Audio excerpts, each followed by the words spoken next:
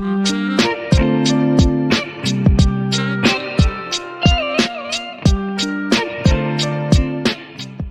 वालेकुम। आज का हमारा टॉपिक है क्रैमर्स रूल। और क्रैमर्स रूल मैंने अपने प्रीवियस लेक्चर्स के अंदर जो है वो 3/3 जो मैट्रिसेस हैं जिनका ऑर्डर 3/3 है उनके लिए डिस्कस किया था। आज हम देखेंगे क्रैमर्स रूल को 2/2 मैट्रिसेस के लिए। ठीक है, तो क्वेश्चन हमारे पास कुछ इस तरह से आता है कि solve by using Cramer's rule. हमें इक्वेशंस भी गिवन हो सकती हैं, हमें मैट्रिसेस की फॉर्म में भी गिवन हो सकता है,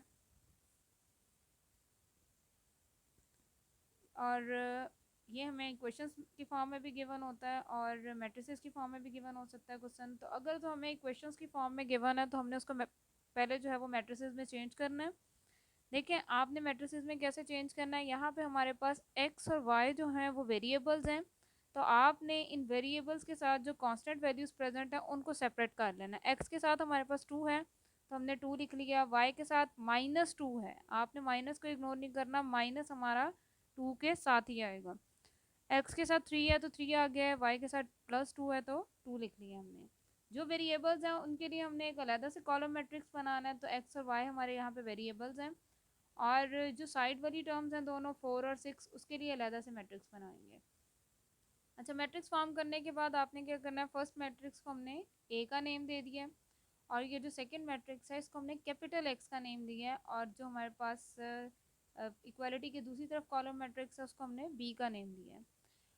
अब क्रैमर्स रूल को करने के डिफरेंट मेथड्स आपने देखे होंगे, लेकिन यहाँ पे जो है काफ़ी इजी जो आपको याद रहे, ठीक है, कुछ क्लूज़ के ज़रिए आपको ये याद रहेगा कि आपने किस तरह से क्रैमर्स रूल को सॉल्व करना है। तो सबसे पहले तो आपने ए का डिटर्मिनेंट लेना है। ए का डिटर्मिनेंट ये हमारे पास ए मैट्रिक्स था, हमने इसका डिटर्मिनेंट लेना है। तो डिटर्मिनेंट के अंदर आपको पता है कि क्रॉस मल्टीप्लिकेशन होती है, तो ये देखिए 2 2 से मल्टीप्लाई हो जाएगा 4, और डिटर्मिनेंट में हमारे पास जो साइन आता है वो माइनस का होता है, तो ये साइन जो आप देख रहे हैं माइनस का ये हमारे पास डिटर्मिनेंट का है।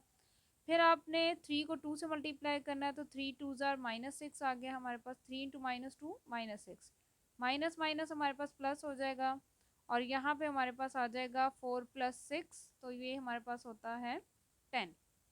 ठीक है, अच्छा 10 जो है ये हमारे पास ए का डिटर्मिनेंट आ गया। अब हम जो है वो क्रैमर्स रूल के अंदर और इन्वर्स मेथड के अंदर जो जहाँ से डिफरेंस शुरू होता है वो देखने जा रहे हैं। तो क्रैमर्स रूल के अंदर आपने क्या करना है, D1 कैलकुलेट करना है और D2 कैलकुलेट करना है।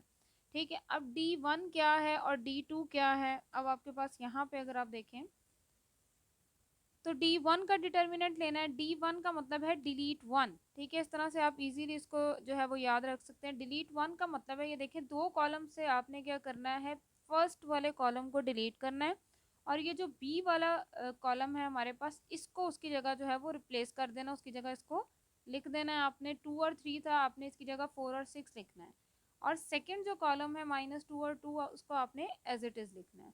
तो हमने क्या किया, डिलीट 1 कर दिया, उसकी जगह हमने बी को एडजस्ट कर दिया और सेकंड वाला कॉलम एज इट इज़ लिखा है। अच्छा, यहाँ पे मैंने D1 का डिटर्मिनेंट भी लिखा, तो आपने डिटर्मिनेंट ले लेना उसका, तो 4 2 ज़ार 8 आ गया, -6 2 ज़ार 12 आ गया, माइनस माइनस प्लस होता है, 8 एंड 12 आपके पास आ जाएगा 20। इसी तरह आपने D2 कैलकुलेट करना है। D2 का आपको नाम से ही पता चल गया होगा कि डिलीट 2।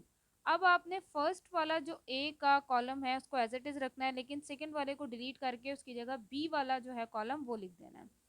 ठीक है, अब यहाँ पे आपने क्या करना है, क्रॉस मल्टीप्लिकेशन करनी है। 6 2 ज़ार 12 आ जाएगा, डिटर्मिनेंट का माइनस आएगा, और 3 4 ज़ार -12 आ गया, माइनस हमारे पास डिटर्मिनेंट की वजह से आया, तो 12 -12 यहाँ पे 0 आ गया।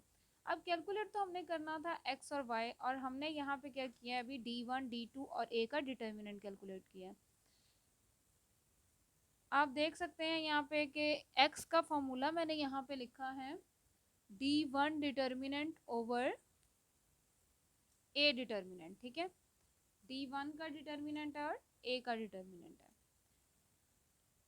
एक्स में D1 डिटर्मिनेंट ओवर ए डिटर्मिनेंट आएगा, और वाई के अंदर D2 डिटर्मिनेंट ओवर ए डिटर्मिनेंट आएगा। तो D1 का आंसर हमारे पास 20 आया है, ए का डिटर्मिनेंट 10 है, आप डिवाइड करेंगे तो 2 आंसर आएगा। इसी तरह हमने जो है वो वाई को कैलकुलेट कर लेना है। वाई का फॉर्मूला आपके पास होता है D2 डिटर्मिनेंट ओवर ए डिटर्मिनेंट। D2 का आंसर हमारे पास 0 है, A का आंसर हमारे पास 10 है, 0 को 10 से डिवाइड करेंगे तो 0 आएगा। अब कैपिटल X हमारे पास था, स्मॉल x और स्मॉल y, तो स्मॉल x का जो है फार्मूला हमने यूज़ करके उसका आंसर 2 आया है, y का आंसर 0 आया है।